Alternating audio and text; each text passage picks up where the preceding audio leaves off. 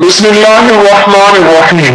ام المومنین حضرت حفصہ رضی اللہ تعالی عنہ کے والد ماجد امیر المومنین حضرت عمر ابن الخطاب رضی اللہ تعالی عنہ ہیں، اور ان کی والدہ ماجدہ حضرت زینب بنت مخزوم رضی اللہ تعالی عنہ ہیں، جو ایک مشہور صحابیہ ہے۔ حضرت حفصہ رضی اللہ تعالی عنہ کی پہلی شادی حضرت خمیس بن حذافہ سہمی رضی اللہ تعالی عنہ سے ہوئی، اور انہوں نے اپنے شوہر کے ساتھ مدینہ طیبہ کو ہجرت بھی کی تھی، لیکن ان کے شوہر جنگ بدر یا جنگ احد میں زخمی ہو کر وفات پا گئے اور یہ بیوہ ہو گئی۔ پھر رسول اللہ صلی اللہ علیہ وسلم نے 3 ہجری میں ان سے نکاح فرمایا، اور یہ ام المومنین کی حیثیت سے کاشانہ نبوی کی سکونت سے مشرف ہو گئی۔ یہ بہت ہی شاندار، بلند ہمت اور سخاوت و شعور خاتون ہے۔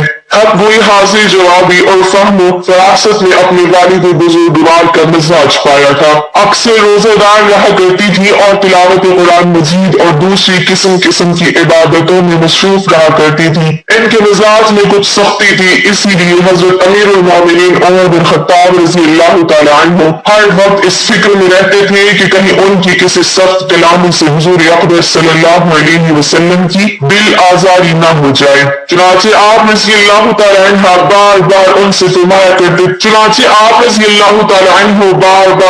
فرمایا کرتے تھے کہ اے حفصہ، تم کو جس چیز کی ضرورت ہو مجھ سے طلب کر لیا کرو، خبردار کبھی حضور اقدس صلی اللہ علیہ وسلم سے کسی چیز کا تقاضا نہ کرنا، نہ حضور صلی اللہ علیہ وسلم کی کبھی ہرگز دل آزاری کرنا، ورنہ یاد رکھو کہ اگر حضور صلی اللہ علیہ وسلم تم سے ناراض ہو گئے تو تم خدا کے غضب میں گرفتار ہو جاؤ گی۔ یہ بہت بڑی عبادت گزار ہونے کے ساتھ ساتھ فقہ و حدیث میں بھی ایک ممتاز درجہ رکھتی تھی۔ انہوں نے رسول اللہ صلی اللہ علیہ وسلم سے 60 حدیثیں روایت کی ہیں، جن میں سے 5 حدیثیں بخاری شریف میں مذکور ہیں، باقی احادیث دوسری کتب حدیث میں درج ہیں۔ علم حدیث میں بہت سے صحابہ اور تابعین ان کے شاگردوں کی فہرست میں نظر آتے ہیں، جن میں خود ان کے بھائی عبداللہ بن عمر رضی اللہ تعالی عنہ بہت مشہور ہیں۔ شعبان 45 ہجری میں مدینہ منورہ کے اندر ان کی وفات ہوئی۔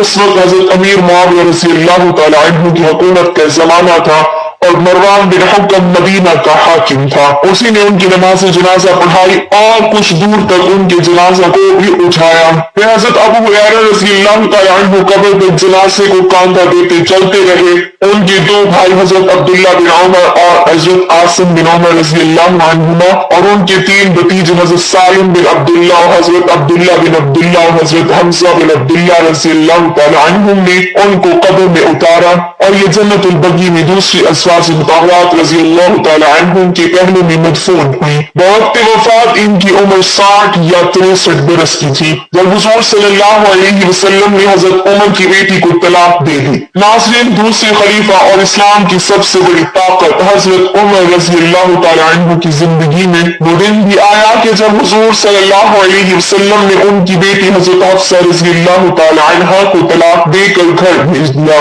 جب حضور صلی اللہ علیہ وسلم نے حضرت حفصہ کو طلاق دی تو ان کا رو رو کر برا حال ہو گیا، اور اس دن حضرت عمر رضی اللہ تعالی عنہ نے اپنے سر پر مٹی ڈالتے ہوئے کہا کہ اب عمر اور اس کی بیٹی حفصہ رضی اللہ تعالی عنہ کی کوئی حیثیت نہیں۔ ناظرین، حضرت عمر رضی اللہ تعالی عنہ وہ ہستی ہے کہ جن سے اللہ نے اسلام کی بہت سی خدمتیں لی۔ حضرت عمر رضی اللہ تعالی عنہ نے حضور صلی اللہ علیہ وسلم کے بعد 10 سال تک حکومت کی، اور پھر ایسا نظام قائم کر کے دکھایا کہ دنیا حیران رہ گئی۔ لیکن اس مضبوط ترین انسان کی زندگی میں بھی ایک وہ دن آیا کہ جب ان کی بیٹی حضرت حفصہ کو طلاق ہوئی، آپ رضی اللہ تعالی عنہ ٹوٹ کر رہ گئے، کیونکہ طلاق دینے والا کوئی عام انسان نہیں بلکہ ساری کائنات کے رسول حضور صلی اللہ علیہ وسلم تھے۔ بخاری شریف میں اس واقعے کو بہت تفصیل سے بیان کیا گیا ہے۔ حضرت عمر رضی اللہ تعالی عنہ خود ہی فرماتے ہیں کہ یہ ان دنوں کی بات ہے کہ جب میں مدینہ کے باہر اوالی میں رہتا تھا، میرے سبھی گھر والے وہیں آباد تھے۔ حضور صلی اللہ علیہ وسلم کا گھر ہمارے گھر سے کافی دور تھا، اور میں گھر کا بڑا ذمہ دار تھا، اس لیے مجھے اپنے گھر والوں کے لیے کچھ کھانے پینے کا بھی انتظام کرنا ہوتا تھا۔ تو میں نے اپنے ایک مدینہ ہی کے دوست سے کہا کہ چلو ہم دونوں آپس میں باری لگا لیتے ہیں، اور اس طرح کہ ایک دن تم حضور صلی اللہ علیہ وسلم کی مجلس میں جانا، جو بھی حدیث و قرآن کی آیت نازل ہو تو شام کو وہ مجھے بتا دینا، اور میں اس دن جا کر اپنے گھر والوں کے لیے کچھ پیسے کما لوں دوں گا۔ اگلے دن تم کام کاج پر جانا اور میں حضور صلی اللہ علیہ وسلم کی مجلس میں حاضر ہو کر جو حدیث قرآن کی آیت نازل ہوگی وہ شام کو میں تمہیں بتا دوں گا۔ حضرت عمر رضی اللہ تعالیٰ عنہ فرماتے ہیں کہ ہم دونوں کی اسی طرح باری چلتی رہی۔ ایک دن کی بات ہے کہ اچانک رات کے وقت میرا وہ ساتھی میرے گھر کے دروازے پر آ کر دروازہ کھٹکھٹانے لگا۔ وہ اتنی زور سے دروازہ کھٹکھٹا رہا تھا کہ میں ڈر گیا کہ آخر کیا معاملہ پیش آ گیا ہے۔ مجھے تو لگا کہ شاید پاس کے یہودیوں نے مدینہ پر حملہ کر دیا ہے، اس لیے میں نے جلدی سے اٹھ کے دروازہ کھولا تو میرا وہ ساتھی بہت زیادہ گھبرایا ہوا تھا۔ مجھے دیکھتے ہی کہنے لگا کہ اے عمر بہت بڑا حادثہ پیش آ گیا۔ تو میں نے گھبرا کے پوچھا کہ کیا یہودیوں نے مدینہ پر حملہ بول دیا ہے؟ تو اس نے جواب دیا کہ نہیں، اس سے بھی بڑا معاملہ پیش آ گیا۔ تو میں نے کہا کہ پھر بتاؤ کہ کیا ہوا؟ تو اس نے کہا کہ اے عمر، حضور صلی اللہ علیہ وسلم نے اپنی تمام بیویوں کو طلاق دے دی۔ ناظرین، جیسا کہ آپ کو پتہ ہے کہ حضرت ابوبکر اور عمر رضی اللہ عنہم دونوں حضرات حضور صلی اللہ علیہ وسلم کے سسر تھے اور ان دونوں کی بیٹیاں حضور صلی اللہ علیہ وسلم کی بیویاں تھیں۔ حضرت ابوبکر صدیق رضی اللہ تعالیٰ عنہ کی بیٹی کا نام حضرت عائشہ رضی اللہ تعالیٰ عنہ تھا، جو کہ حضور صلی اللہ علیہ وسلم کی سب سے زیادہ چہیتی بیوی تھی، اور حضرت عمر رضی اللہ تعالیٰ عنہ کی بیٹی کا نام حضرت حفصہ رضی اللہ تعالیٰ عنہ تھا، جو کہ بہت زیادہ عبادت گزار بندی تھی کہ اللہ نے بھی ان کی تعریف فرمائی۔ جیسے ہی حضرت عمر رضی اللہ تعالیٰ عنہ کے ساتھی نے آ کر انہیں بتایا کہ حضور صلی اللہ علیہ وسلم نے اپنی تمام بیویوں کو طلاق دے دی ہے، تو حضرت عمر رضی اللہ تعالیٰ عنہ بہت زیادہ گھبرا گئے اور جلدی سے رات ہی میں مدینہ کی طرف دوڑے۔ سب سے پہلے حضرت عمر رضی اللہ تعالیٰ عنہ اپنی بیٹی حضرت حفصہ رضی اللہ تعالیٰ عنہ کے گھر میں گئے، وہ اکیلی بیٹھی رو رہی تھی۔ حضرت عمر رضی اللہ تعالیٰ عنہ نے انہیں دیکھتے ہی کہا کہ اے حفصہ، کیا حضور صلی اللہ علیہ وسلم نے تمہیں طلاق دے دی ہے؟ تو حضرت حفصہ رضی اللہ تعالیٰ عنہ نے جواب دیا کہ مجھے نہیں معلوم، بس حضور صلی اللہ علیہ وسلم ہم سبھی سے ناراض ہو کر اوپر کمرے میں چلے گئے ہیں اور کسی سے بات نہیں کر رہے۔ یہ سن کر حضرت عمر رضی اللہ تعالیٰ عنہ نے اپنی بیٹی حضرت حفصہ رضی اللہ تعالیٰ عنہ کو زور سے جھٹکا دیا اور غصے میں کہنے لگے کہ کیا میں نے تم سے پہلے بھی منع نہیں کیا تھا کہ حضور صلی اللہ علیہ وسلم کا کسی بھی چیز میں جواب نہ دینا؟ کسی بھی چیز کی ضرورت ہو تو مجھ سے کہنا، آخر تم لوگ حضور صلی اللہ علیہ وسلم سے کیوں لڑتی ہو؟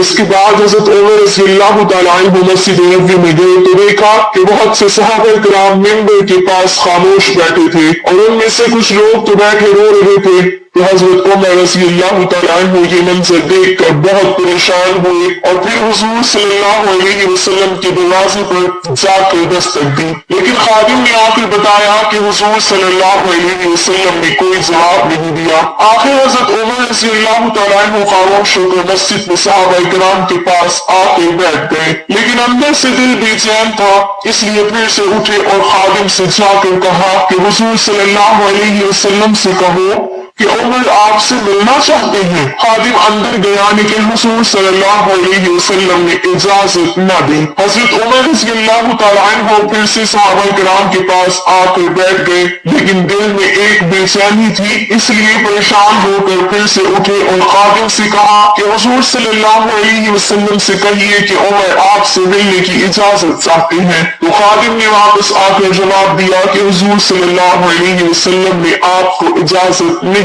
تھی۔ جب تیسری بار بھی منع ہو گیا تو حضرت عمر رضی اللہ تعالیٰ عنہ مایوس ہو کر مسجد سے باہر جانے لگے۔ اتنی دیر میں خادم نے پیچھے سے آ کر آواز دی کہ اے عمر، حضور صلی اللہ علیہ وسلم تمہیں حجرے میں بلا رہے ہیں۔ تو یہ سن کر حضرت عمر رضی اللہ تعالیٰ عنہ بہت خوش ہوئے اور جلدی سے حضور صلی اللہ علیہ وسلم کے پاس حجرے میں پہنچے۔ تو حضرت عمر رضی اللہ تعالیٰ عنہ فرماتے ہیں کہ حجرے میں جاتے ہی میں نے حضور پاک صلی اللہ علیہ وسلم کی سادگی کا یہ عالم دیکھا کہ آپ صلی اللہ علیہ وسلم زمین پر کھجور کی پرانی چٹائی بچھا کر لیٹے ہوئے تھے۔ کمرے کے ایک کونے میں پانی کا گھڑا رکھا تھا۔ حضرت عمر رضی اللہ تعالیٰ عنہ نے جاتے ہی محسوس کیا کہ حضور صلی اللہ علیہ وسلم بہت خاموش اور پریشان ہیں، تو سوچا کہ کچھ مذاق کی بات کر کے پہلے حضور صلی اللہ علیہ وسلم کا دل خوش کر دیا جائے۔ تو حضرت عمر رضی اللہ تعالیٰ عنہ نے کہا کہ اے اللہ کے رسول صلی اللہ علیہ وسلم، میں اپنی بیٹی حفصہ کے گھر گیا تو میں نے اسے ایسے ایسے پکڑ کر گھسیٹا۔ اس وقت حضرت عمر رضی اللہ تعالیٰ عنہ نے یہ بات ایسے انداز میں بیان کی کہ حضور صلی اللہ علیہ وسلم کو ہنسی آ گئی۔ حضور صلی اللہ علیہ وسلم کو مسکراتا دیکھ کر حضرت عمر رضی اللہ تعالیٰ عنہ نے پوچھا کہ اے اللہ کے رسول صلی اللہ علیہ وسلم، کیا آپ نے اپنی بیویوں کو طلاق دے دی ہے؟ تو حضور صلی اللہ علیہ وسلم نے جواب دیا کہ نہیں اے عمر، میں نے طلاق نہیں دی۔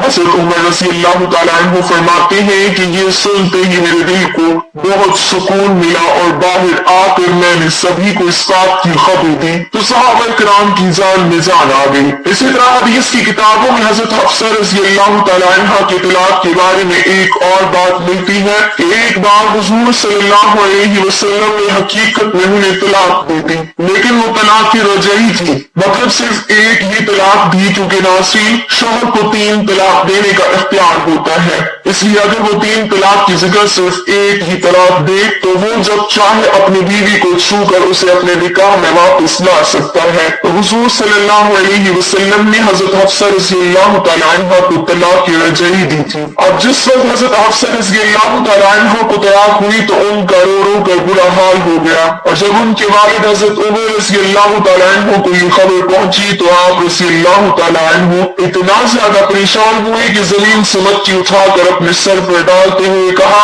اب عمر اور اس کی بیٹی حفصہ کی کوئی حیثیت نہیں۔ حضرت حفصہ رضی اللہ تعالیٰ عنہ کی رشتہ دار جب حضرت عثمان رضی اللہ تعالیٰ عنہ کو یہ خبر ہوئی تو وہ جلدی سے حضرت حفصہ رضی اللہ تعالیٰ عنہ کے پاس پہنچے اور کہنے لگے کہ اے حفصہ، آخر یہ حادثہ کیسے پیش آ گیا؟ تو حضرت حفصہ رضی اللہ تعالیٰ عنہ نے روتے ہوئے جواب دیا کہ حضور صلی اللہ علیہ وسلم نے مجھ سے اکتا کر مجھے طلاق نہیں دی ہے، بلکہ اس کے پیچھے کچھ اور ہی بات ہے۔ ابھی یہ باتیں ہو ہی رہی تھی کہ اچانک وہاں حضور صلی اللہ علیہ وسلم آ گئے، اور پھر آپ صلی اللہ علیہ وسلم نے اسی وقت حضرت حفصہ سے رجوع کر کے انہیں اپنی بیوی بنا لیا۔ اس حدیث میں تفصیل سے آتا ہے کہ حضرت جبرائیل علیہ السلام نے آ کر حضور صلی اللہ علیہ وسلم سے کہا کہ اے اللہ کے رسول صلی اللہ علیہ وسلم، آپ حفصہ کو طلاق دے کر نہ چھوڑیں، کیونکہ وہ بہت ہی نمازی اور روزے رکھنے والی عورت ہے۔ اس لیے حضور صلی اللہ علیہ وسلم نے اسی وقت اللہ کے حکم پر حضرت حفصہ رضی اللہ تعالیٰ عنہ سے رجوع کر کے انہیں اپنی بیوی بنا لیا۔